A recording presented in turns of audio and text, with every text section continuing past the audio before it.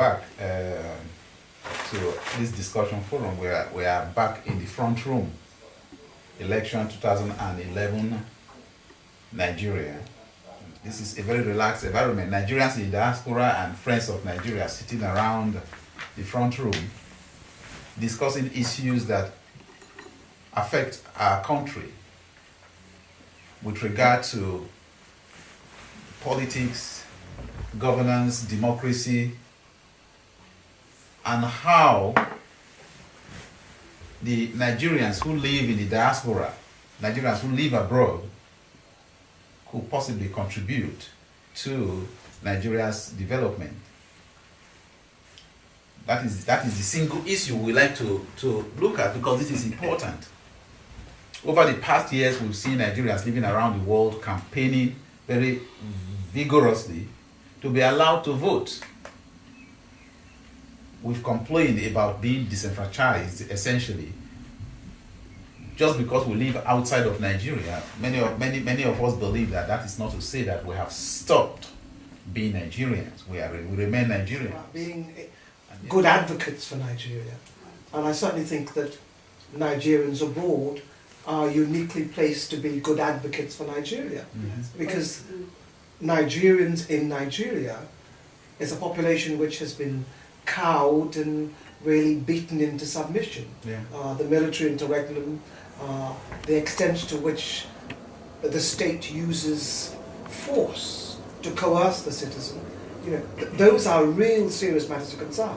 And Nigerians abroad, in the relative safety of where they happen to live, can and are extraordinarily good advocates. I think the point you made about events like this and programs like this that are airing that publicly is extraordinarily important. We are saying that if Nigerians in the diaspora, for instance, were able to cast their votes at this election, that it will make a significant difference, because outside of Nigeria, in the UK alone, you have upward of over 2 million Nigerians. All right? If their votes were, say, they voted, half of that voted. Half of Nigerians in the US, that is more than the one here, voted. The ones in the rest of Europe voted. All right? It will mean population. Yeah. It means one thing, that to rig the elections of these people is much, much more difficult. And that may significantly change outcomes of elections in Nigeria. That is why I personally think that, for instance, Nigerians in diaspora should see it as something that is important to campaign to be allowed to vote. I think we should look at the voting system. Like you mentioned earlier, we should negotiate how we can vote, though we are abroad. I also think that this sort of programs this program that we are having today, where we can have people hopefully ring in, if not today, in future, and where we can discuss about the progress of things in our country. What can we do? I mean, Nigerians in the diaspora. One is we have to up our game. You see, there are so many Nigerian organizations here. I'm not saying we should come together as one, but wherever we are, whatever organization you belong to, have to, up the campaign. Raise your voices so that Nigerians will, the government there will take note. We can force the government of Nigeria to give us that vote. One, by starting our own electoral register here. That is getting Nigerians in the UK registered. I say this is the register of Nigerians over here. We've done that for them. If that is what we want to do, we can do that here. It's easy for us. We can conduct that. Starting with London. It's okay. Let's register all Nigerians. 1 minute to make statements as to what our dreams, our hopes are. I couldn't go away from what Sam Masoloka just put there, which for me is still like the kind of engagement I was insinuating, I was suggesting earlier, that is to engage at the grassroots. But if we work from here, organize ourselves as solidly as he's explaining, we will do better than. Okay, thank you very much, Mrs. Adenuga.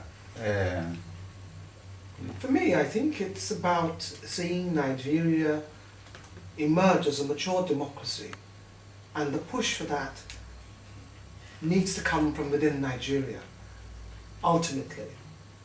But to kickstart it, I look very much to Nigerians abroad to bring that experience, to bring that real experience of freedom of expression, freedom of voting and accountability of their politicians, and to share that with Nigeria through some kind of umbrella organization, which I think is what you're advocating, that needs to be developed to be able to speak with one voice. Yeah, Margaret. Dr. Philip, what was that question again? Because in 1 minute, what are your dreams for the new Nigeria? For a country that I love so much, I am very optimistic that things will get better. Yeah, I'm always an optimist. Nigeria will be good. Nigeria will be better. But we have to engage with Nigerians, our brothers and sisters out there, get ourselves organized here, and recognize that the fact that if we don't say here we are, nobody will say there you are. Our destiny is in our hands. Let us fight and fight so that the right to vote, which is one of the fundamentals of democracy, we get it in the year 2015. Yeah.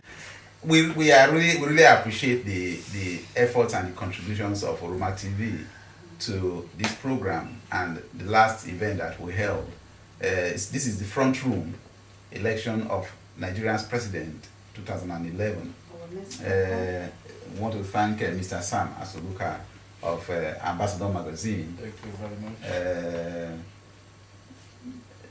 Indidi, as she says, I should call her Indidi Margaret Nwamadi, who is very much looking forward to going back to Nigeria. I like that. Today and tomorrow. And a friend of Nigeria, Mr. Clifford Headley, and he is a development expert. He's sitting here with us. He loves Nigeria, and he's contributing his thoughts to Nigeria's development. And Mrs. Ife Adenuga, she works in the charity sector, social sector. And so you can understand from that why she's so concerned about engaging with the grassroots.